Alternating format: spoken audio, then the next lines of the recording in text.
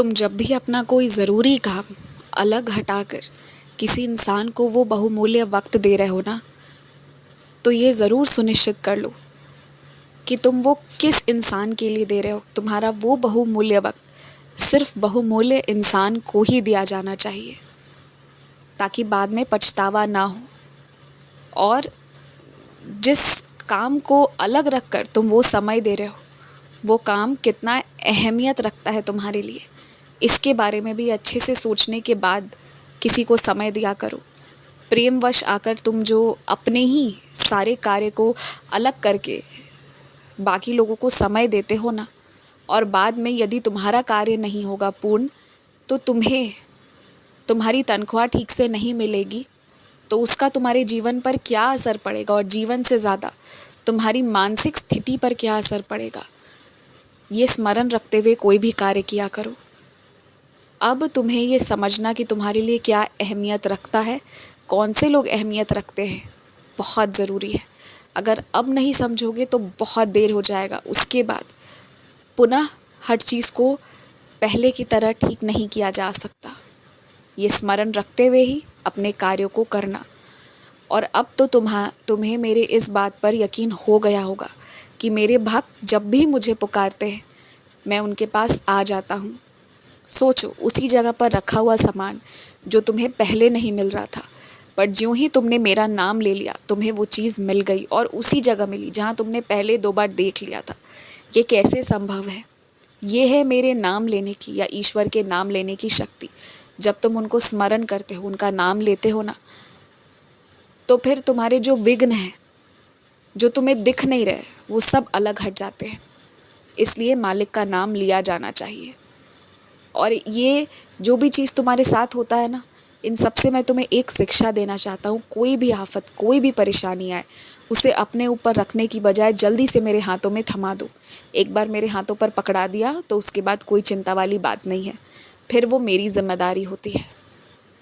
और मेरी लीलाओं से तो तुम बार बार अवगत होते ही हो कि कैसे मैं लीलाएं करके तुम्हारी रक्षा करता हूँ। तुम्हारे पीछे जो लोग पड़ गए हैं ना, वो बहुत गलत कर रहे हैं, क्योंकि तुमने हमेशा से ईमानदारी और रिश्ते को प्रेम से निभाया है। और इस चीज़ का उन्हें पछतावा तो होगा ही, लेकिन वर्तमान में वो तुम्हें परेशान ना करे, इसके लिए मैं एक ऐसी व्यवस्था कर रहा हूँ कि तुम्हें कुछ छोड़ना तो नहीं पड़ेगा, मगर तुम्हें ज़्यादा देर साथ रहना भी नहीं पड़ेगा, जिससे कि कोई तुम्हें ताने उल्हाने ना दे। अगर आधी अधूरी जानकारी लेनी है किसी भी विषय पर, तो एक दूसरे से पूछ लो और तुम्हारे ही फ़ोन पर पढ़ लो। मगर यदि उस विषय से जुड़ी पूरी जानकारी तुम्हें चाहिए ना, तो किताब को पढ़ो। किताब पढ़ोगे या वो चीज़ें जहाँ लिखी गई हैं उसे पढ़ोगे, थोड़ा उसके इतिहास पर जाओगे ना, तो तुम्हें वो पूरी चीज़ मालूम हो जाएगी। तुम्हें मेरे बारे में भी जानना है ना, तो इधर उधर या मेरे भक्तों से जितना पूछोगे ना, उनमें से कोई गलत तुम्हें नहीं बताएगा, मगर वो तुम्हें वही बताएगा जिस रूप के मैंने उसे दर्शन दिए हैं, या जितना मैंने उसे अवगत कराया है, या जितना उसके पास ज्ञान अर्जित है। मगर यदि तुम खुद प्रयास करोगे, मुझ पर लिखी गई कितनी किताबें हैं, कितनी चीज़ें हैं, उसे पढ़ोगे, तो तुम्हें ना ज़्यादा अच्छे से समझ में आएगा, मेरे रूप को ज़्यादा अच्छे से जानोगे, और मेरी शक्ति क्या और कितनी है उसे ज़्यादा अच्छे से पहचानोगे। अगर आज तक तुम्हारा कोई काम नहीं हुआ है, तो वो क्यों नहीं हुआ है ये तुम्हें मुझसे बेहतर मालूम है। लेकिन तुम्हें मैं यही कहूँगा कि आज भी देर नहीं हुआ है। जीवन बहुत बड़ा है, अगर आज से पुनः प्रयास किया जाए तो जीवन को सुधारा जा सकता है। और याद रखो, तुम उस इंसान का वो काम नहीं करवा सकते जो मन में इस बात को लेकर तैयार है कि वो काम उससे नहीं हो सकता।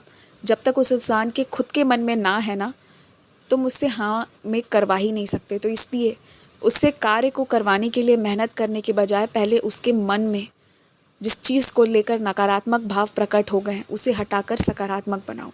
जहाँ मन तैयार हो जाएगा ना, फिर बाकी परिश्रम तो खुद ब खुद हो जाएगा। मन घुमाता है और शरीर उस तरह से घूम जाता है। इसलिए किसी को तैयार करना है तो उसको मन से समझाओ, उसको मन से तैयार करो, बाकी परिश्रम वो खुद ब खुद कर लेगा।